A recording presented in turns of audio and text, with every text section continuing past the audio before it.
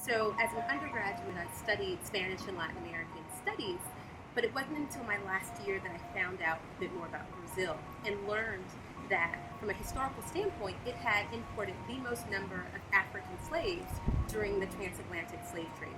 So Brazil imported 10 times as many African slaves as the United States, just by comparison.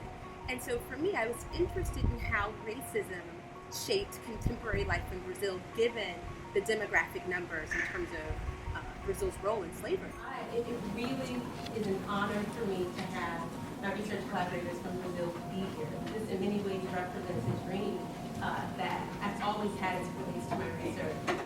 This grant was important because it would allow me to expand my research. So originally this one state research project had expanded into a 5-state study, which it is now.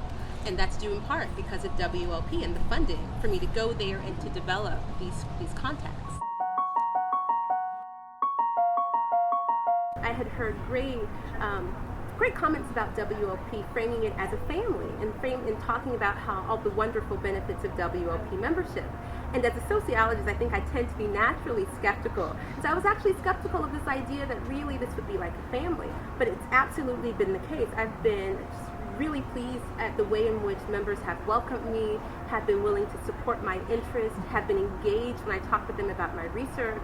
And in particular, I think the best example of this has been the investment that Betty Castor has made in my research. So Betty Castor, former president of USF, current chair of Fulbright, when we were at a WLP event, I just happened to mention that my Fulbright collaborators were coming to campus, and her immediate response was, I have to organize a luncheon in their honor. And it was an honor for me that she was even interested in investing and really learning more about what I do in my research and learning about how I work with global community partners in Brazil.